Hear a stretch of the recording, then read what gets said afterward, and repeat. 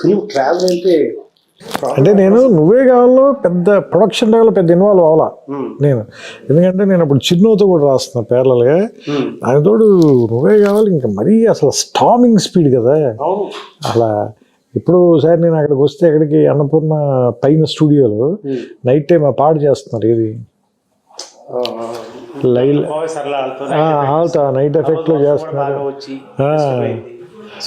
అవును, అది చేసినప్పుడు వచ్చాను. తర్వాత ఇంకోసారి ఆ నైట్ టైం శుక్రవారం సాంగ్, అది తర్వాత నైట్ ఆ ఇద్దరి మధ్యన సీన్ ఉంటుంది కదా, ఏది నువ్వైనా నాకు చెప్పుండొచ్చు కదా అనేది ఆ గోడ దగ్గరే. అది తెల్లారేకంగా నేను దాదాపు 1 గంటన్నర 2 దాకా తర్వాత వెళ్ళిపోయాను. తర్వాత 4 దాకా చేశారు అది ఆల్మోస్ట్.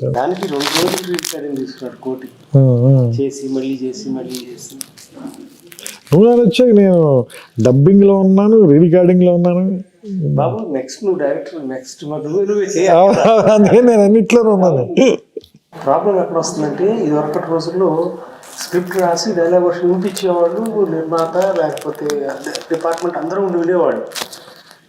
సో నువ్వు రాసిన చదవడం కాదు, నువ్వు చూసింది మేము చూసేవాళ్ళం ఆ ట్రావెల్కి. అది మన పక్క రూమ్, మేము రాసే రూమ్ కాకుండా పక్కన ఇంకో రూమ్ ఉండదు, అందులో కూర్చునేవాళ్ళం సెట్టింగ్. సో అందుకే ఈ సినిమాకి మనం ప్రకాష్ రాజ్ కాకుండా ఎవరిని ఊహించుకోలేకపోయాం. ఆ డిక్షన్తో సహా డైలాగ్ చదివి చెప్పేటప్పుడు ఓకే ఆర్టిస్ట్ మీతో కాదు కానీ ఇతను ఫిక్స్ అయిపోయాడు. సో అందులో 22 సీన్స్ ప్రకాష్ రాజ్ కాకుండా ఎవరిని ఊహించుకోలేదు. అవును, 22 సీన్స్ గుర్తుంది నాకు.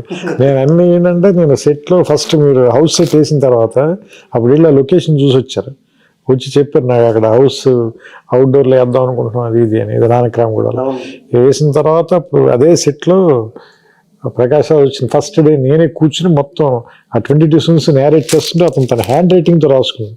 అప్పుడు ఇంకా తెలుగు రాదు కానీ కన్నడలో రాసుకున్నాడు ఆయన మొత్తం అన్ని సీన్స్. గుర్తుంది నాకు, 22 సీన్స్ రాశాడు మొత్తం. అలాగే నాకు అది కూడా గుర్తు, నేను సుహాసిని గారితో సీన్ చేస్తుంటే వస్తే మీరు ఆ డైలాగ్ చెప్పారు, మంచివాడ చెడ్డవాడ అంటే కాదు మణిరత్నం. నాకు అంటే అందులో నేను రాసిన డైలాగ్ ఏంటంటే, అప్పుడు మంచివాడ చెడ్డవాడ కాదు మొగుడు అంతే ఉంటుంది, దానికి మీరు మంచివాడ చెడ్డవాడ అంటే కింద ఇద్దరు మెట్ల మీద పైన తీస్తున్నారు మణిరత్నం అన్నట్టు. నేను గట్టిగా నవ్వు వస్తే బయటికి వెళ్ళిపోయాను. Fantastic travel. ఇంకా తర్వాత శాస్త్రి గారి గురించి చెప్పాలంటే ఎంత చెప్పినా తక్కువే. నాకు బాగా గుర్తు ఏంటంటే, మీరు నాకు మద్రాసు నుంచి ఫోన్ చేశారు, ఏది ఆయన ఆ పాట రాశారు, ఏది ఊనవుచారు. అందులో నాకు బాగా నచ్చింది. అందులో అది ఏది పట్టపగలు ఎవరైనా రాత్రిని చూస్తారా, ఆ కురులు చూపిస్తే కాదనక చస్తారా. అసలు ఆయన దీనికి పడ్డ ప్రసంగా అంటే అన్నింటికి అట్లానే పడతాడు. ఇది ఈ పాట రాసి ఇది తీసుకుని ఊటీ వెళ్ళి షూట్ చేయాలి. ఎక్కడ న్యూజిలాండ్ నుంచి వచ్చాము, నాన్ స్టాప్ అంతా వర్క్ అంతా. సో అవతల శంకర్ మాధవన్ వచ్చాడు కోటి స్టూడియోకి. నేను చెప్పి ఒత్తిడి చేయలేను. అల్టిమేట్గా మనం అందరం కోరుకునేది మంచి పాట రావాలి కానీ పాట రావాలని కాదు. ఏం చేయాలి, ఓకే పాట ఆపేయాల్సి వస్తుంది, రకరకాలుగా ఉంటుంది. అరే ఆగా వచ్చింది అది బిగిన్ చేసి అప్పుడు వరుస సరే పద బయలుదేరతాం అని పల్లవి బిగిన్ చేసి కార్లో రాసుకుంటూ వెళ్ళి నీకు అందులో పల్లవులు మొత్తం ఉండవు, అది ఎక్కడ మిస్ప్లేస్ అయింది. అదే ఆ కురులు చీకటిలో చిక్కుకుని అని, ఆ కురుల చీకటిలో చిక్కుకుని ఉంది. యాక్చువల్గా తర్వాత కంప్లీట్ చేస్తారు, ఆ కురులు చూపిస్తే కాదనక చేస్తారు. బెస్ట్ పార్ట్ ఏంటంటే ఆయన రాసే ప్రతి లైన్కి మనం ఫాలో అవుతూ ఉండేవాడు. అల్టిమేట్గా తీసుకొచ్చి దీని పాట అని అంటాం కాదు. ఒక్క లైన్ రాసిన దానికి అసలు ఎక్సైట్ అయిపోయాడు.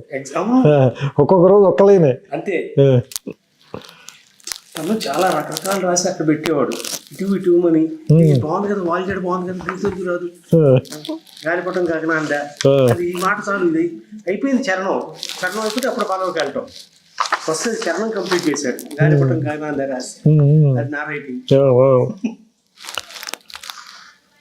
చాలా నోస్టాల్జిక్ ఉంది ఇది, వెనక్కి వెళ్తుంటే అసలు. నాకు మొన్న సూర్యేశ్వర తీసుకొచ్చి ఇస్తే పట్టుకున్నప్పుడు శాస్త్రి గారు చెప్పి పక్కన కాగితాలు కదా, టు అండర్స్టాండ్ ద ఫీలింగ్ అని ఇమీడియట్ గా అతను హక్ చేసుకుని వెరీ వెరీ ఇమోషనల్. తొందరపడ్డాడు. పాటలు ఇటుకి ఇచ్చాడు కానీ మనిషి ఇట్లకి వెళ్ళిపోయాడు. ఈ సినిమా ఎంత గొప్పగా రావడానికి మనకి వెంకటేష్ కూడా తన contribution as an artist was extremely good. ఆయన అలా ప్రతి సీను ఏమంటారు నువ్వు గుర్తుంది కదా, మొత్తం డైలాగ్ అయిపోయిన తర్వాత ఫుల్ రీడింగ్ ఇస్తే 2-3 సార్లు రీడింగ్ తీసుకున్నాడు. మళ్ళీ ఇంకోసారి చెప్పి అంత అంటే అంత అంత ఏమంటారు దాని లోపలికి ఆయన ఇంజెక్ట్ చేసేసుకుని చేశాడు. నాకు ఇప్పటికీ గుర్తు ఆఖరి రోజున తను ట్రైన్ ట్రావెల్స్ సీన్ తీసాను. హైదరాబాద్ లో బయలుదేరి నల్గొండ దాకా వెళ్ళి తిరిగి రావటం అంటే ఫస్ట్ సీన్ లాస్ట్కి చేశాడు. అయిపోయింది. వాడు ఆఖరి రోజు పాటు గుమ్మడికాయ కొట్టారు. అప్పుడు అయిపోయింది కిషోర్. అంటే we never realise we shot it in 85 days totally. But all in one 85 days చేయడానికి 3 గంటల 14 నిమిషాలు సినిమా ఉంది. ఫైనల్ 3 గంటలకి తీసుకొచ్చింది. 3 గంటల 9 నిమిషాలు రిలీజ్ చేసాం. అంటే ఇప్పుడు యూట్యూబ్ లో 3 hours ఉంది కదా, 2 hours 4 minutes ఉంటుందా? అంటే బహుశా సెన్సార్ అవన్నీ ఉన్నాయి. సుహాసిని సీన్ గురించి ఎంత కాంట్రవర్సీ ఉండేది రిలీజ్ అయినప్పుడు. ఎందుకంటే ఫ్యాన్స్ వాళ్ళందరికీ మీరు ఒక్కడే భయపడలా, నేను భయపడి అసలు నేను ఎలాగోలా కట్ చేసేద్దాం ఏదండి ఏం కాదు నువ్వు ఈ వారం రోజులు వదిలే చెప్తాను నువ్వు అన్నారు. లేదు నాకు అది ఏమంటారని నైట్స్ నాకు ఫోన్ చేశారు మీరు రాత్రి 11ంటికి 11:30కి నేను రూమ్లో ఉంటే అప్పుడు ల్యాండ్లైన్లే కదా, ల్యాండ్లైన్ ఫోన్ చేసి ఈ సీన్ చదువుతున్నాను, ఈ డైలాగ్ చాలా బాగా రాశాను, అది చాలా ఫీల్ అయ్యి చెప్పారు నాకు. ఇప్పుడు కూడా నువ్వు మంచి డైలాగ్ రాసినా అట్లాగే చెప్పేవాడు. గుండెలో అన్నమాట కాలంలో చూడాలి కావాలి. తర్వాత అమ్మ ఒక అంజలి మంచి మాట వచ్చింది, మంచి డైలాగ్ వచ్చింది చెప్పడం. అవి ఇప్పుడు అసలు బాగా చాలా ఫేమస్ లైన్స్ అయిపోయాయి. అప్పుడు మనం మాత్రం ఎంజాయ్ చేసిన లైన్స్ అవి. చూస్తా 24 సార్ 25 సెప్టెంబర్ 6కి 25 సంవత్సరం. ఇది చాలా మందికి స్ట్రెస్ బస్టర్ సార్ ఈ సినిమా. ఎగ్జాక్ట్లీ. ఫస్ట్ ఈ సినిమా మనం ఒక ప్రివ్యూ రామనాయుడులో వేసాం సార్. నాయుడు గారి ఫ్యామిలీ అందరికీ వేసాం. మీరు నేను భాస్కర్ గారు కూడా. సినిమా అయిన వెంటనే బయటకు వచ్చి వెంకటేష్ గారు వైఫ్ చెప్పారన్నమాట, ఏమని నెక్స్ట్ జనరేషన్స్కి ఇది వరకట్టే ఇప్పుడు మనం అంత గుండమ్మ కదా మిస్ ఉన్న ఎలాగే మనం మళ్ళీ రీవిజిట్ చేసి మనకి ఎప్పుడు మనసు బాగోపోయిన ఎలా చూస్తామో అలాగా డౌన్ ది లేన్ ఒక 15-20 years తర్వాత ఈ సినిమాని మళ్ళీ రీవిజిట్ చేసి చూస్తారు అందరూ ఈ సినిమా గురించి అని ఆవిడ ఆ మాట చెప్తే నేను అంటే జెన్యూన్ చెప్పి నేను నమ్మలేదు. ఎందుకంటే నేను అంత దూరం నేను చూడలేదు. అందుడు మనమే రాసి ఉన్నాం కూడా కదా, అది మనకి తెలియదు కదా అది. సో అది ఆవిడ చెప్పింది ఇప్పుడు అందరూ చెప్తుంటే నేను చాలాసార్లు ఆవిడ తెలుసుకుంటాను. నాకు ఇది 4K చేసిన తర్వాత ఆ థియేటర్కి వెళ్ళి లేకపోతే క్యూర్కి వెళ్ళి వాళ్ళు ఎవరితో నువ్వు నచ్చావు నిర్మాత అంటే ఇప్పుడు కూడా గౌరవంగా చూస్తాను. నన్ను వచ్చి సార్ మీ సినిమా ఎన్నిసార్లు చూసాము స్ట్రెస్ బస్టర్ సార్, ఇప్పుడు కోరుకుంటూ ఇదే చూస్తాం. నన్ను ఎవరో 9 సంవత్సరాలు పిల్లాడు వాడు తాతగారు ఫోన్ చేయించాడు. వాడు కథ ఏం అర్థం అవుతుందండి అన్న నేను. సార్ అన్ని సినిమాలు చూస్తాడు, నువ్వు నాన్న వచ్చావు రాగానే చూస్తానంటాడు. వైజాగ్ డిస్ట్రిబ్యూటర్ మనోడు. That gives you so much satisfaction having entertain people. అందరూ ఒకసారి చెప్పాలి సార్ పాపం ఎంత ఇబ్బంది పెట్టాం శాస్త్రి గారు. కానీ దారుణం సార్ 10 days తర్వాత ఫస్ట్ రాసిన వెర్షన్ నేను చదివి వినిపిస్తే చాలా బాగుందని అంటే తెగ తిట్టాడు మన ఇద్దరిని.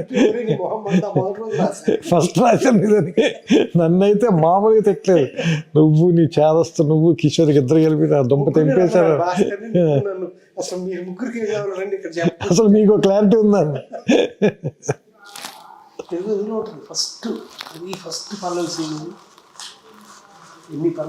నాకు గుర్తుంది ఫస్ట్ పల్లవి ఏది ఉంటుంది ఒక్కసారి చెప్పలేవా?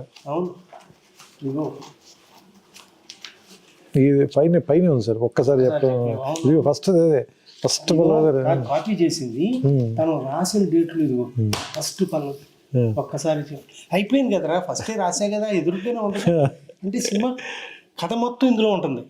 ఫస్ట్ చూడండి సార్ 4 లైన్లు అవే ఉన్నాయి. చెంత చేరి పంచుకోవ ఆశని శ్వాసని, మన గుండె గుప్పెడంతా తన ఊహ ఉప్పెనంత, ఉదిగుండ మనక వదిలేయమంటూ బతిమాలుతున్నవే. అసలు ఆ 4 లైన్స్ వాడాం సినిమాలో కూడా. అన్యాయం కదా. సరే 10 days మళ్ళీ 10 days తర్వాత మళ్ళీ అక్కడికి వచ్చి బెస్ట్ పార్ట్ ఏంటంటే again not to say anything about anybody, ఆయన రాసిన ప్రతి పాట చూస్తే 4-5 సీన్లు కలిపి అందులో చెప్పాల్సిన సారాంశం అందులో ఉంటుంది మనకి, లేకపోతే కథలో సారాంశం కానీ. అండ్ మీరు అన్నట్టు మొన్న అన్నారు చూసారా, పాట అక్కర్లేదని చెప్పే పాటలు తెచ్చేది ఆయన ఒక్కడే సార్. ఎస్, ఆయనకి పాట రాస్తే డబ్బులు వస్తాయి కదా, కానీ ఆయన అలా కాదు, ఇక్కడ పాట పడదండి. అవును, 4 రోజులు నా పాట రాయడానికి కేటాయించి నేను షూటింగ్కి అన్ని ఏర్పాట్లు చేసేసుకున్నాను, నువ్వు పాట రాసేసి మిక్స్ చేసి షూట్ చేయగలను. సరే నువ్వు వెళ్ళిపోమన్నాడు ఆ రోజు. అన్నయ్య ఉన్నాడు తర్వాత నాకు ఫోన్ చేశాను, సార్ రా పాట అవసరం లేదు రావు, చాలా బాగుంది కదా చూడు అంత బాగుంది చూడు, నేను రాస్తాను, సినిమాలో ఉండదు, దీంట్లో ఇది మిస్సింగ్, ఈ రెలవెన్స్ లేదు ఇక్కడ, it's not needed for the film అంటే నేను Tirumala Kishore thank you sir అని వచ్చేసి అంటే హీ టుక్ ఇట్ వెరీ చాలా ఒక సీక్రెట్ ప్రొఫెషనల్గా తీసుకున్నాడు ఆయన. చాలామంది సీరియస్గా అంటారు కదా, లేదు సీరియస్గా కూడా కాదు, ఆయన చాలా డివైన్ ప్రొఫెషనల్గా తీసుకున్నాడు. ఒక విషయం, మన కోసం ఇప్పుడు పాట రాయాలి, మనం తృప్తి చెందితే మాకు ఇవ్వడం, పట్టుకెళ్ళడం కుదరదు, ఆ ఇంటికి రాదు, బయటికి పేపర్ రాదు, రాస్తా పాడి నా ఇంకా చూసేవాడు నాకు తెలుస్తుందిలే అని చెప్పి అమ్మటి page మర్చేవాడు.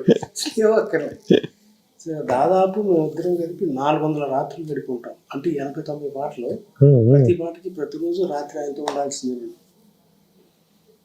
That was my fortune, I was so fortunate to spend so much time with him.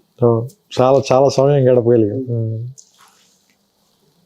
ఒక చిన్న ఉదాహరణ, గౌరీ అనే సినిమాకి ఒక పాట రాశారు, పాట అంతా ఓకే, కోటికి నాకు ఓకే, శాస్త్రి గారికి ఓకే, వాయిస్ మిక్సింగ్కి వెళ్ళాల్సిన చోట ఒక చిన్న ఇబ్బంది పడ్డాడు కోటి, ఎవరే అని తను ఇచ్చిన ట్యూన్లో ఉంది, అది ఇందులో లేదు, నేను అడ్జస్ట్ చేసుకుంటాను శాస్త్రి గారు అన్నాడు. నువ్వు అడ్జస్ట్ చేయడానికి లేదు, నేను మళ్ళీ రాసి పట్టుకొస్తాను. 3 రాత్రులు ఆ ఎవరే అనే మాటతో ఎండ్ చేయడం కోసం మొత్తం పాట అంతా రాశాడు. మహానుభావం, మరి ఏం చెప్పాలి, అద్భుతంగా ఉంటుంది సార్ గౌరీ అనే సినిమాలో. అలాగే అది కూడా నువ్వే కావాలి, కళ్ళలో కళ్ళు విడిచో చాలా, దానికి ఎక్కువ రోజులు అని రాసిన పాట అది. మిగతావన్నీ చాలా ఫాస్ట్గా రాశారు, మిగతావన్నీ మద్రాసులో రాసేసారు. మరి సినిమాతో చెప్పాలి కదా, ట్యూన్స్ అన్నీ అయిపోయినాయి అప్పటికి. ఇది మనం వేరే క్లైమాక్స్ రకరకాలుగా అనుకున్నాం. అవును, 35 days కొట్టుకుని చివరికి మీరు విజయం సాధించే.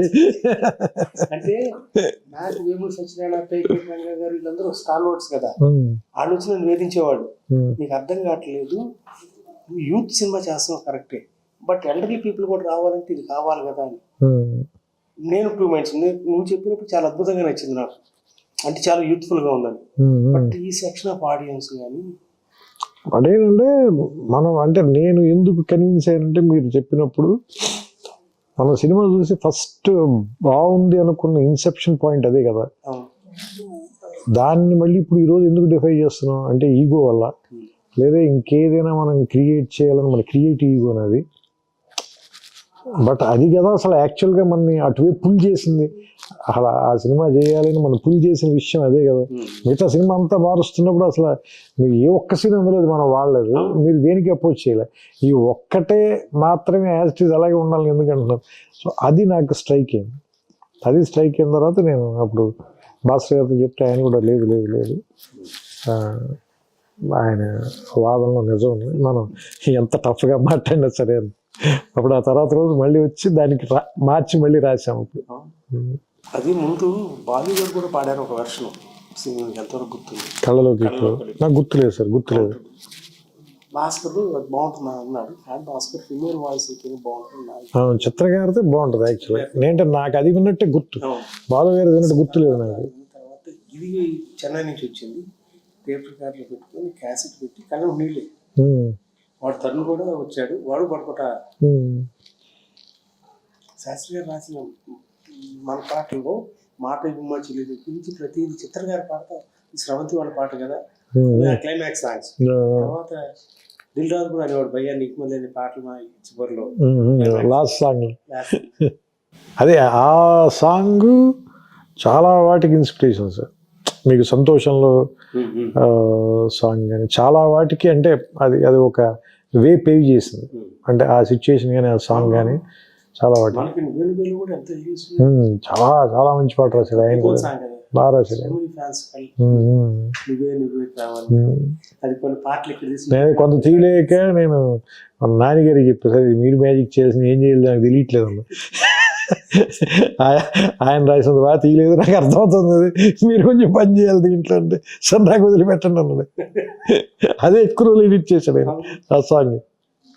అంటే స్రవంత్ అంటే పాటలు కదా బేసిక్గా, సినిమా అది యాక్చువల్గా.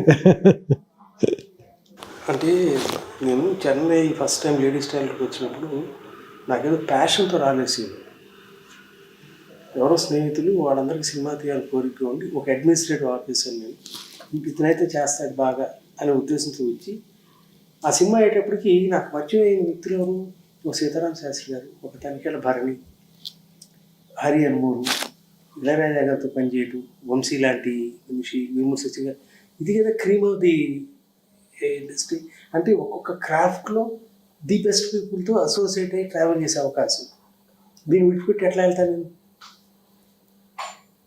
So I was so fortunate. I started following in love with the cinema. ఇంకా అప్పటి నుంచి ఇక ఇందాక నువ్వు వస్తున్నావు వెయిట్ చేస్తా, నువ్వే కావాలంటూ నా అప్పులు తీర్చుకున్నాను, నువ్వు నాకు నచ్చావుతో ఇదిగో ఇక్కడ నివాసం ప్లస్ కానీ దానికి చాలా డబ్బు వచ్చింది, దాచుకుంటే 100 కోట్లు అయ్యేదేమో. కానీ ఇంకో సినిమా తీయడానికి డబ్బులు ఉంటే చాలా మా స్వప్నంతోనే చేశాను నేను. No regrets. సో మనకి నిజంగా మనకి తెలుసు ఆ టైంకి అది ఫ్లో అవ్వాలంతే. మనం మీడియం సార్ అంతే, నాకు అదే అనిపిస్తుంది. అంటే ఏదో హ్యూమిలిటీతో ఏదో చెప్పడం కాదు కానీ ఆ క్షణం వరకు మనకి నిజంగా ఏం తెలుసు. నువ్వు నచ్చావు ఎగ్జాక్ట్గా చెప్పాలంటే ఒక 1 month పాటు చాలా ప్రెషర్లో ఉన్నాను సార్. ఎందుకంటే టేక్ ఆఫ్ ముందు అసలు ఎలాంటి కథ చేయాలి అనేదానికి నేను మిమ్మల్ని విజయభాస్కర్ గారిని ఇద్దరిని రెచ్చగొట్టేశాను. నేను వెంకటేష్ గారికి కథ చేసేస్తున్నానని చెప్పేశాను మీ ఇద్దరికి. మీరు మీ అనుభవం కొద్దీ పెద్ద ఎక్కువ ఆవేశపడకుండా సర్లేసి ఎక్కువ ప్రెషర్ ఫీల్ అవ్వడానికి take your time and do it, let us see ఎలా జరిగితే ఎలా జరుగుతుంది అన్నట్టు చెప్పారు మీరు. ఎందుకంటే మీరు అసలు ఒక్కసారి కూడా ఫోన్ చేసి ఎంతవరకు వచ్చిందని అడగల. ఎందుకంటే మీకు తెలుసు అడిగితే ఇంకా ప్రెషర్ ఫీల్ అయిపోతాడని. ఒక 30 days కూర్చున్నాను నేను భాస్కర్ గారు. రోజు రావటం, ఆయన ఇంట్లో కూర్చోవటం, లేదంటే నా రూమ్లో కూర్చోవటం, లేదంటే శ్రవంతి ఆఫీస్కి రావటం, కొమ్మని తింటాం, వెళ్ళి పడుకోవటం తప్ప అసలు ఏమి ఒక 20 days 30 days అయితే ఏమీ రాలేదు sir. Nothing was in my mind. ఒకరోజు సడన్గా నాకు కళ అనుకోవచ్చు సార్, అది మీరు కళ లాంటిది నిద్రపోతుంటే వచ్చిందో నేను అలాంటి ఫీలింగ్. ఏంటంటే ఒక కాలనీలో ఒక అమ్మాయి తాలూకు ఎంగేజ్మెంట్ జరుగుతుంది. ఫస్ట్ చెప్పింది గుర్తుందో లేదు, ఎంగేజ్మెంట్ జరుగుతుంది. అదే కాలనీలో వాళ్ళ ఇంటి ఎదుర్కొన్న ఇంట్లో అద్దెకి దిగారు. ఎవరు హీరో వాళ్ళ ఫాదర్, వాళ్ళ మదర్ లేదు కాబట్టి రేపు పంపించడానికి పాలు కావాలి, వెళ్ళి వాళ్ళ ఇంటికి వెళ్ళి తీసుకురా అంటే వాళ్ళ ఇంటికి వచ్చినప్పుడు ఆ అమ్మాయి వాళ్ళ ఇంట్లో ఎంగేజ్మెంట్ జరుగుతుంది, ఆ అమ్మాయికి అనే విషయం ఇది తెలుస్తుంది. అక్కడ వాళ్ళిద్దరు మొట్టమొదటి పరిచయం. అక్కడి నుంచి లవ్ స్టోరీ స్టార్ట్ చేద్దాం సార్. ఎందుకంటే ఎవరైనా ఇప్పటిదాకా ప్రీ క్లైమాక్స్లో కదా హీరో హీరోయిన్కి వేరే వాళ్ళతో ఎవరితో ఎంగేజ్మెంట్ అవడం. Suppose if it is the Inception point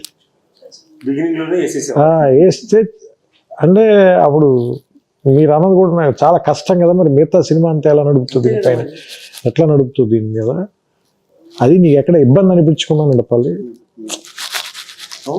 ఏదో ఒకటి అంటే వైల్డ్గా కథ చెప్పేయటం కూడా కాదు కదా మన ఉద్దేశం. So it has to be under the society నార్మ్స్లో ఉంటూ ఎట్లా చేయగలవు నువ్వు అంటే then it started flowing sir. Next 10-15 రోజులు మొత్తం సినిమా ఫస్ట్ ఐడియా స్ట్రైక్ అవ్వగానే అన్నీ మారిపోయాయి. అసలు వాళ్ళ కాలనీలో దిగటం అనేది లేదు, వీళ్ళ ఫాదర్ ఫ్రెండ్స్ అని అదొకటే ఉంది, మిగతావన్నీ మారిపోయి. అది నిజంగా కత్తిమీద సాంగ్ మన భాష మాట్లాడుతుంటే ఒక క్లిప్ చూసాను.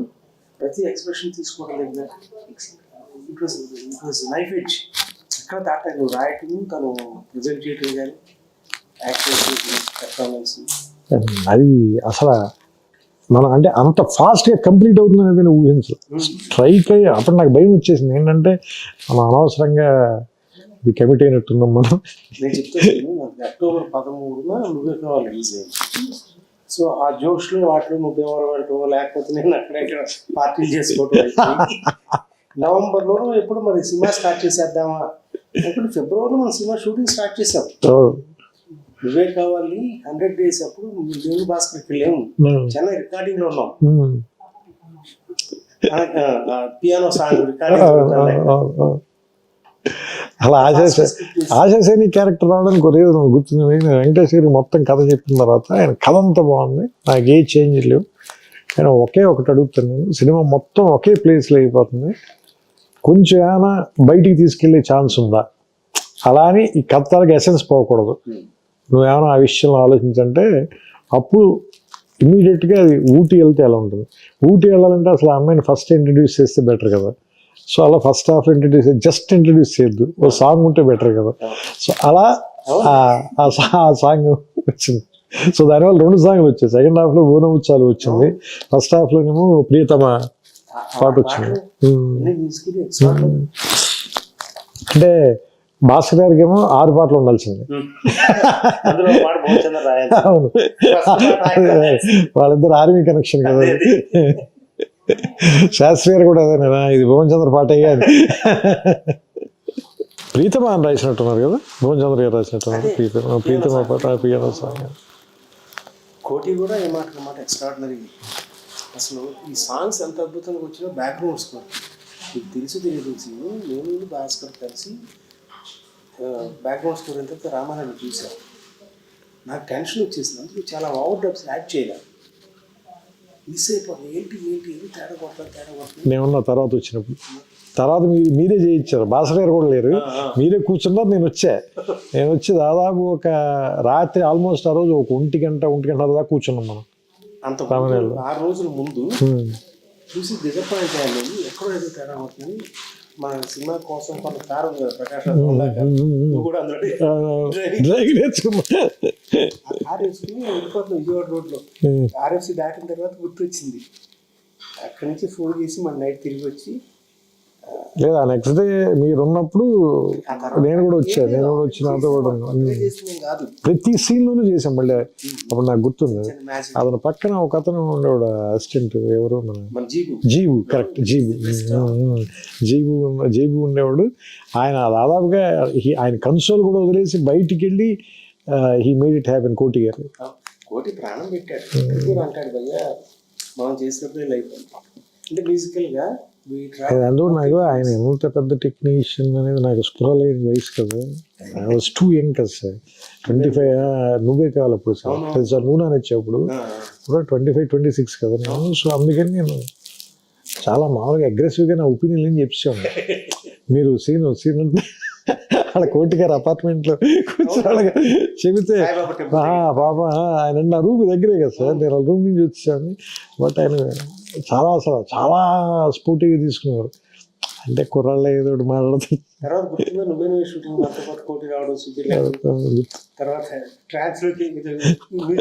పప్పులో చికెన్ కలిపి ఉండేవాడు గుర్తుంది మీకు? మీరు అన్నారు ఇది ఒక విచిత్రమైన వంటకం అయ్యేది, ఇప్పుడు దాకా నేను ఎప్పుడు తినలేదన్నారు. అలాగే హారతి గుర్తుంది మీకు? రోజు పొద్దునే ఫైర్ డిపార్ట్మెంట్ వాళ్ళు పోలీసు వాళ్ళు వచ్చి తరుణ హారతి ఇస్తుంటే చాలా డబ్బులు కట్టాం. అది గుర్తుంది నాకు. మీరు మీ భక్తి చాలా కాస్ట్లీ.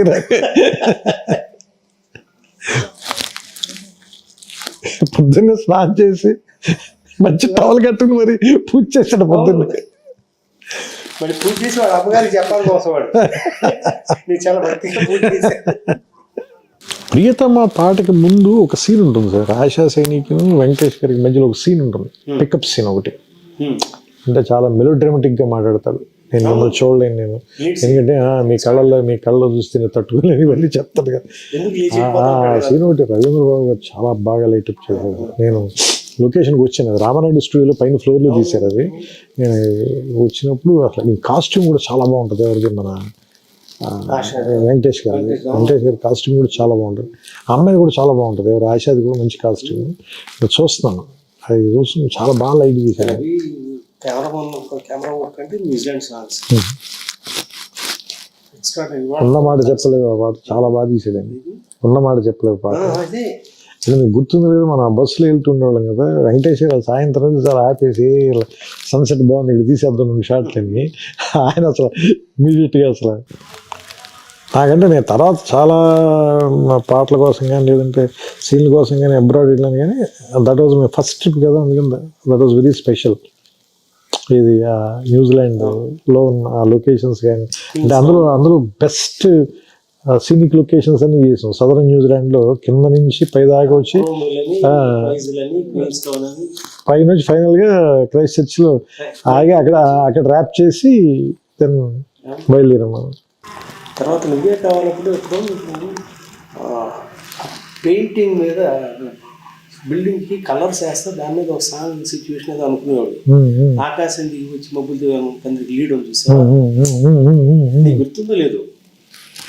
నువ్వే కావాలప్పుడు ఎప్పుడు స్క్రిప్ట్ చెప్తాను, you had that in mind. Correct, పెయింట్లు కలర్స్ వేస్తారు మ్యారేజ్ కి ముందు, ఇప్పుడు ఇంటికి కలర్స్ వేస్తారు కదా, దానిపైన అనుకున్నాను. దాంట్లో నుంచే ఆకాశం దిగి వచ్చి మబ్బులతో మన తండ్రి అట్లా. శాస్త్రి గారు దానికి ఎన్ని రోజులు రాశారు తెలుసా పాట? గుర్తు 8 రోజులు రాశారు.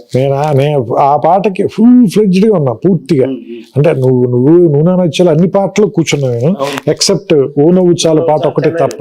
ఎందుకంటే దానికి నేను హైదరాబాద్లో ఉన్నాను, మీరు అక్కడ ఉన్నారు కాబట్టి. బట్ మిగతా పాటలన్నిటికీ నేను అన్ని పాటలకి నేను ఉన్నా ఆయనతో పాటు. I was there sitting with you night time. ఎందుకంటే భాస్కర్ గారు 9:30 తర్వాత నుంచి పడుకునేవారు కదా. అందుకని ఈయన ఏదో లైన్ చెప్తే బాగుందన్న అంటే, భాస్కర్ నీకు వెళ్ళండి భాస్కర్ అంత ఎర్రగా అయిపోయి వెళ్ళి పడుకునేవాడే. చెరొక 3 సీరియట్ పాయింట్లు ఉండేది. ఎంత దారుణం చూడు పాపం ఆయన. Used to smoke right through the night. అసలు మామూలుగా వచ్చారు ఒక సాంగ్ గ్రీన్ కార్ట్లో రూమ్ తీసుకుని మనసు తాకి మనం 12 రాత్రులు రాశాడు పాట, 12 nights. సార్ అది ఎలా చెప్పను, నా చేతస్థ కొద్ది రావడం నాకు ఏదో కావాలి అని అంట. ఏమిట్రా నువ్వు 12 నైట్లు ఇద్దరి చెరువులు సిగరెట్ ప్యాకెట్లు మా ముందుకు గ్రీన్ పార్క్ వచ్చి ఉన్నాను తీసుకొస్తే మొత్తం పీకలమై సిగరెట్ పీకలమై. అంటే దానికంటే కూడా తీవ్రత సార్ ఆయన ఏమంటారు దాన్ని, మిగతా అన్ని విషయాల కంటే కూడా ఆయన తీవ్రతే, విపరీతమైన భావ తీవ్రత కదా. ఆ తీవ్రత కదా ఆయన శరీరం జ్వలించిపోయిందేమో అనిపిస్తుంది నాకు. ఎందుకంటే లాస్ట్ 10 years ఆయన కూడా స్మోకింగ్ మానేశాడు కదా సార్. బట్ ఆయన భావ తీవ్రత శరీరం తట్టుకోలేకపోయింది. వాళ్ళకి ఇద్దరికి పడుకునే అలవాట్లేదు కదా సార్, మీకు ఆయనకి ఇద్దరికి. నేను మెల్లగా 1 గంటకి 2ంటికి వెళ్ళి బయట సోఫాలో పడుకునేవాడిని. వీళ్ళిద్దరితో అవదలే, మనం పెట్టుకుంటే చచ్చిపోతాం మనం. ఎందుకంటే నాకు ఖచ్చితంగా 6 hours ఉండాల్సిందే. నాకు మీరు అప్పుడు నవల చదవడం మొదలెట్టారు రాత్రి 12-1 గంటకి ఎదురుకుండా కూర్చుని.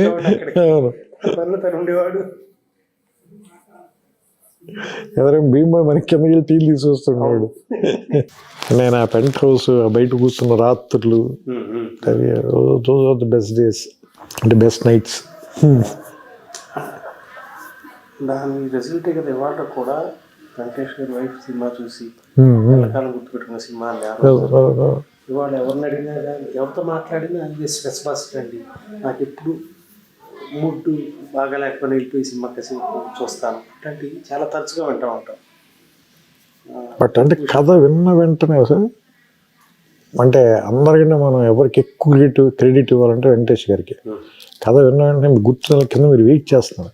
మీరు భాస్కర్ గారు అసలు తెగ టెన్షన్ పడిపోతుంది. వీడు పైకి వెళ్ళాడు, వీడు అసలు ఏం చెబుతున్నాడు, వీడు మనకి చెప్పిన కథ చెప్తున్నాడా లేదా ఈ టెన్షన్లో మర్చిపోయి వేరే అని చెప్తున్నాడు. అంటే నేను కంప్లీట్ అయిన తర్వాత కథ ఆయన అసలు కిందకు వచ్చి మీతో ఒకటే మాట, ఇప్పుడు వీఆర్ డూయింగ్ కిషోర్, గుర్తుంది కదా మీకు అన్నమాట, వీఆర్ డూయింగ్ దిస్ ఫిల్మ్ అంతే. అదొక్కటే మాట చెప్పాడు. ఇంకా అసలు ఏమి మాట, ఒక్క సింగిల్ లైన్ అంతే. అసలు ఎందుకంటే ఇమ్మీడియట్గా అప్పటికప్పుడు ఆయన ఏమంటారు దాన్ని అన్ని విషయాలు సెటిల్ చేసి వెళ్ళిపోయాడు అంతే. అంటే ఆయన చూసాడు ముందే సీన్. నాకు వెంటనే చెప్పాడు సార్, నెక్స్ట్ డైలాగ్ రాయడానికి ముందు ఇంకోసారి ఊటీ దాని కరెక్షన్ చెప్పడానికి వెళ్ళినప్పుడు, ఇది క్యారెక్టరైజేషన్ బేస్డ్ సినిమా సీన్ ఇది, దీని అందుకని ఏంటంటే నువ్వు నాకు డైలాగ్ రీడింగ్ మాత్రం కొంచెం 1-2 సార్లు నువ్వు నాకు ముందే డైలాగ్ రీడింగ్ ఇచ్చేస్తే నాకు if I have dialogue with me, so నేను ఇంకా ఏమైనా దాని మీద వర్క్ చేయడానికి ప్లే చేయడానికి బెటర్ అవుతున్నా. ఫస్ట్ ఆయన అడిగింది నాకు డైలాగ్ ఇచ్చాను. పోర్ట్రే చేశారు ఆ సినిమాలో. హీరోయిజం కాదండి, నొబిలిటీ ఆఫ్ ది క్యారెక్టర్, ఆ క్యారెక్టర్ నోబుల్నెస్. ఒక్క ఫైట్ లేదు సార్ సినిమా, ఒక్క ఫైట్లో ఒక హీరోయిక్ డైలాగ్ ఉండదు. ఫైట్ లేదు కదా అన్నది చిన్నపిల్లతో. అంటే ఆయన కాబట్టి అంత ఏమంటారు దాన్ని ముందుకు వచ్చి చేసేయడమో అనిపిస్తుంది కదా. సో ఒక్కోసారి అది మనకి అసలు ఆ థాట్ రావడం, ఆయనకే చెప్పాలనిపించటం.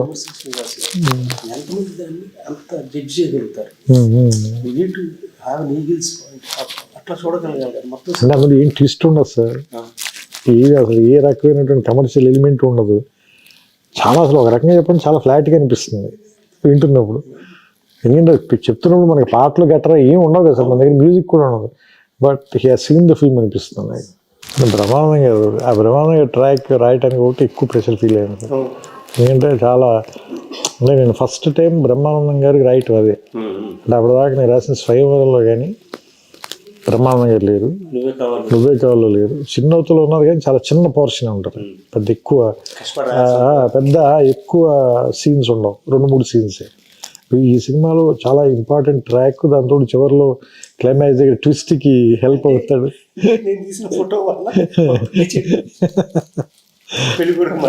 అంటే రకరకాలుగా ఉంది మాస్టర్, నాకు మాత్రం ఏం చేసండి ఇంటికి వెళ్ళి చూసుకోవాలి. సో ఇలాంటివి అంటే బికాజ్ సార్ భాస్కర్ గారికి కూడా చాలా సెన్స్ ఆఫ్ హ్యూమర్ కాబట్టి నేను రాయగలిగానేమో అనిపిస్తుంది. ఎందుకంటే కొన్ని చాలా సింపుల్గా చాలా ఫ్లాట్గా ఉంటాయి పేపర్ మీద రాసినప్పుడు. బట్ ఆయనకున్న సెన్స్ ఆఫ్ హ్యూమర్ చాలా very high level sense of humour. ఆయన ఒక 25-30 days రిహార్స్ చేసుకునేవారు. మాడ్యులేషన్ 2 సీన్లు అయిపోయింది, 3 సీన్లు అయిపోయింది, ఏడు రాయడం కాదు, దాని మీటర్ సెట్ చేయటం, అప్పుడు కొంచెం రిఫైన్ చేసుకోవడం. అవును. అంటే ఆయనకి ఆ హ్యూమర్ ఆయనలో లేకపోతే సార్ నేను అంటే ఇంకోళ్ళకి చెప్తే ఇప్పుడు అవతల వాళ్ళకి వాళ్ళు నో చెప్పారు అనుకోండి సార్, లేదంటే వాళ్ళు అర్థం చేసుకోలేదు అనుకోండి సార్, అది మీ దాకా కూడా రాదు, ఆ రూమ్లోనే అయిపోతుంది scene. You will never know అలాంటిది సీన్ వచ్చిందని మీకు తెలియదు. ఆయనకున్న ఆ సెన్స్ ఆఫ్ హ్యూమర్ కూడా నాకు చాలా. ఆయన ఒక తెలుసు కదా మీకు, ఆయన కొంచెం క్వర్కినెస్ ఉండదు కానీ మంచి సెన్స్ ఆఫ్ హ్యూమర్ అయింది. సో అది ఏమంటుందని చాలా ఏమంటుందని అందుకని ఇప్పుడు ఎవరైనా అడిగితే అది ఎలా రాశారు, ఎవరి కాంట్రిబ్యూషన్ ఎంత మనం ఏం చెప్పలేము. ఏమంటుందని దాన్ని టోకెన్ వేసి ఇది నాది ఇది వాళ్ళది ఇది అయింది అలా చెప్పలేము. అంటే నేనంటే దాన్ని వెనక్కి లెక్కేసుకుంటే మీ ఏమంటుందని ఆయన అలసాని పెద్దని చెప్తాడు కదా, మంచి పద్యం రాయాలంటే ఏం చేయాలి అంటే మంచి భోజనం ఉండాలి, తర్వాత బ్రహ్మాండానికి కర్పూర తాంబూలం ఉండాలి, తర్వాత మనం చెప్పేది విని దాన్ని అర్థం చేసుకుని శభాష్ అనేటువంటి శ్రోతలు ఉండాలి. సో అందరూ ఇంపార్టెంటే. సో ఇప్పుడు నేను ఒక డైలాగ్ ఎందుకు ధైర్యంగా రాయగలనంటే అదే ఏమంటుందని భాస్కర్ గారు ప్రూవ్ చేశారు కాబట్టి. రాత్రి 12ంటికి మళ్ళీ ఫోన్ చేసి నన్ను అభినందించే ఒక మంచి అభిమాని లాంటి నిర్మాత ఉన్నాడు కాబట్టి. సో అంటే ఇవన్నీ అండి. అలాగే నేను కథ చెప్పిన వెంటనే దాన్ని లేదు ఖచ్చితంగా ఈ సినిమా చేసి తీరాల్సిందని హీరో ఉన్నాడు కాబట్టి ఇలా ఇంతమంది ఉన్నారు కాబట్టి అది జరిగింది సార్. లేదంటే నా ఊహలో మిగిలిపోయి ఉండొచ్చు, లేదంటే మీ ఆఫీసులో గదిలో అయిపోయి ఉండొచ్చు. మనకి సినిమా మీద ఎంత అంటే ఖర్చే బుద్ధి కదా ఒక హీరో కూడా. మీకు గుర్తుంది ఒక సీన్ మడిపల్లి దగ్గర ఇద్దరు మాట్లాడుకుంటారు, సుహాస్ని. అతను ఎప్పుడున్నా ప్రేమించేవాళ్ళు, అతను అవతల పక్కన సిగరెట్ తాగుతూ ఉంటాడు. అది ఎడిటింగ్ లో తీసేద్దాం అనేది మీ అభిప్రాయం అంటే నేను కొంచెం మరి ఇది అంటే అది రివర్స్ సార్. అది మీకు తెలుసు సామాన్యంగా ప్రొడ్యూసర్ తీసేమంటాడు, ఇన్సెక్యూరిటీ ఫీల్ అయ్యి లాగుతోంది తీసేయండి బాబు అంటే మేము రివర్స్ పోరాడాలి, లేదంటే చాలా బాగుండదు. ఇక్కడ ఇది పూర్తిగా రివర్స్ అంటే మేము తీసేద్దాం అంటే లేదు. మీకు గుర్తు లేదు, నేను భీమవరం నుంచి ఫోన్ చేశాను మీకు. నేను సంతాప సభలో ఉన్నోళ్ళ ఉన్న నా పరిస్థితి ఆల్రెడీ భీమవరంలో. ఎందుకంటే నేను సినిమా చూశాను సార్, సినిమా చూసి బయటకు వచ్చి నేను కూడా సార్ చాలా గొప్పలాగా నేను ఎవరిని అడగకూడదు అని అడుగుతాను. ఆ బయట ఎవడో కనిపిస్తే అని అడిగాను. అడిగితే వాడిని 2-3 వారాలని అన్నాడు. నా పరిస్థితి అర్థం చేసుకోండి సార్. నేను ఇంటికి వెళ్ళి జెన్యున్గా చెప్తాను సార్, మా అమ్మలో తలకాయ పెట్టి పడుకున్నాను. నేను జోక్ కాదు, మా అమ్మలో తలకాయ పెట్టి పడుకున్నా. ఈ సినిమాలు పనికిరానేమో ఏదో ఫ్లూక్గా రాసి ఉంటాను 2 సినిమాలు. నువ్వు చెప్పినట్టే నేను తప్పు చేశాను, లెక్చరర్ ఉద్యోగం చేసి ఉంటే బాగుంటుంది అంటే పాప మా అమ్మకి అర్థం కాలే. ఆవిడ కొంచెం బెమ్మిలు ఎత్తిపోయింది. ఆవిడ ఏంటి వీడేంటి ఇలాంటివన్నీ మాట్లాడుతున్నాడని. ఎక్కి మీరు ఫోన్ చేశారు. అప్పుడు ఫోన్ చేసి నువ్వు హైదరాబాద్ రా చెప్తాను, నువ్వు ఎందుకు కంగారు పడుతున్నావు అంటే వచ్చిన తర్వాత నన్ను మీరు కార్లో చూపిస్తాను నీకు నన్ను తీసుకెళ్ళారు. నేను శాంతి థియేటర్ 10 మంది ఉన్నారు సార్ అక్కడ. నాకు మీరు నమ్మరు అసలు, మొత్తం చెమట్లు పట్టేసి ఒళ్ళంతా తడిచిపోయింది. ఏంటి 10 మంది ఉన్నారు, కంగారు పడగా చూడు అని. ఇద్దరం కార్లో కూర్చొని చూస్తున్నాం సార్. 8 మంది టికెట్లు తీసుకోగానే కౌంటర్ మూసేశారు. 10 టికెట్లు 15 టికెట్లు కదా, 8 మంది మూసేశారు. అప్పుడు నేను కొంచెం ఏమంటుందని నాకు ధైర్యం వచ్చింది. వెళ్ళి అప్పుడు ఇద్దరం పైకి వెళ్ళి ఫస్ట్ షో జరుగుతుంటే వెళ్ళి ఆ తలుపు తెరిచి బయట నిలబడి లోపల అందరూ ఎలా రియాక్ట్ అవుతున్నారో చూడు, నీకు ధైర్యం వస్తుందని చెప్పి నన్ను పక్కన నుంచో పెట్టుకుని మీరు ఆ షో చూపించారు. అప్పుడు ఆ రోజు రాత్రి పడుకున్నా. లేదా పర్లేదు, ఏదో బాగానే ఉన్నట్టుగా ఉంది పరిస్థితి. అట్లాంటి సినిమాలకి ఆ పరీక్షలు తప్పవు. నువ్వే కావాల్సిన తెలుసు కదా. ఓడియంలో పడంగానే అట్లుండే మేనేజర్ మా మామయ్య గారు అమెరికా నుంచి ఫోన్ చేశారు. తెలంగాణ 2 వారాలు అంతే. ఆయన నాకు చెప్పలేడు, బాబు సినిమా రాలేదు. అది ఆడుతూనే ఉంది, 1 year ఆడింది అది. నాకు భీమవరంలో, నేను అది భీమవరంలో చూశాను సార్. భీమవరం వెళ్తే భీమవరంలో గేట్ కీపర్ ఉంటాడు కదా, నా అతను అడిగా సినిమా చూసి బయటకు వచ్చి చెప్పే కదా సార్, నేను వెతుక్కుని మరీ అడుగుతాను. అతను కష్టం సార్ అన్నది. కష్టం సార్ అని. నేను నడుచుకుంటూ వెళ్ళిపోయాను సార్ ఇంటికి. బండి మీద వెళ్ళాను నేను, సునీల్ గారు. నేను అక్కడి నుంచి నడుచుకుంటూ వెళ్ళిపోయా షాక్లో, ఏంటి ఇలా ఉంది ఇలా చెప్తున్నారు. ఆ తర్వాత సార్ అదే థియేటర్లో 300 days ఆడింది సార్. నేను మళ్ళీ ఆ 300 days దానికి ఫంక్షన్గా మేనేజర్ పిలిస్తే నేను వెళ్తే ఆ గేట్ కీపర్ సార్ నేను మీకు ఫస్ట్ డే చెప్పి గుర్తులేదు మీకు అన్నది. ఇది కష్టం అని చెప్పినాడేనా? ఆడు మర్చిపోయినట్టు ఉన్నాడు. నేను ఎలా మర్చిపోతాను సార్, విన్నది నేను కదా, నేను గుర్తుంది నాకు అనుకో. అంటే కొన్ని సినిమాలు అంటే డబ్బు తీసుకొస్తాయి సార్, కొన్ని సినిమాలు పేరు తీసుకొస్తాయి సార్, కానీ గౌరవం మాత్రం కొద్ది సినిమాలు తీసుకొస్తాయి. ఇందాక నేను చెప్పినది వాళ్ళ కూడా నువ్వు మంచిగా నేను తీసానంటే ఆ లుక్ డిఫరెంట్గా ఉంటుంది. అలాంటి రెస్పెక్ట్ తెచ్చిన సినిమా, డౌట్ లేదు అందులో. కిరణ్ కూడా వాళ్ళ డాడీ సినిమా తీసానికి ఎంతో గౌరవం ఆ చుట్టుపక్కల వాళ్ళందరికీ. నీదే ఆ సినిమా, మీ నాన్నగారు తీసారు. అదే మీరు ఇప్పుడు మీరు చెప్పారు కదా, రెడీ సినిమా చూసి పెళ్ళి, రెడీ చూసి పెళ్ళికి రెడీ అన్నట్టు అందరూ మన అబ్బు రాసి పెళ్లి చేసుకుని పిల్లల్ని తీసుకెళ్ళాలా, తీసుకెళ్ళిన తర్వాత పెళ్లి చేసుకోవాలి. బెస్ట్ లైన్స్ అవి. తన కాదు డైలాగ్ రైటర్ సినిమాకి. బట్ నేను చక్కగా నాన్న అబ్బురా చేసుకో. సో ఇదివరకు మనం రిలీజ్ చేసినప్పుడు ఆస్ట్రేలియా, యూకే ఇన్ని ఎక్కడ రిలీజ్ చేయాలి. ఆ రోజులు లేదు కదా, ప్రింట్ లేదు. సో కొంతమందికైనా రీచ్ అవుతున్న ఉద్దేశంతో ఆ కంట్రీస్లో కూడా లిమిటెడ్గానే రిలీజ్ కానీ, బట్ యూకేలో కొంచెం ఎక్కువ రిలీజ్ చేస్తున్నారు. 7 places-లో. Let us see how people want to have look at it now. అంటే కమ్యూనిటీ బికాజ్ సార్ ఇప్పుడు ఇందులో కొత్తగా వాళ్ళు తెలుసుకోవాల్సింది అయితే ఏం లేదు sir. Because they know this film, they own this film. నేను వాళ్ళు లవ్ చేశారు, రిలీజ్ చేశారు దీన్ని. వాళ్ళ జీవితంలో చాలా మంది భాగం అయిపోయిన సినిమా ఇది, అందులో నా సందేహం లేదు.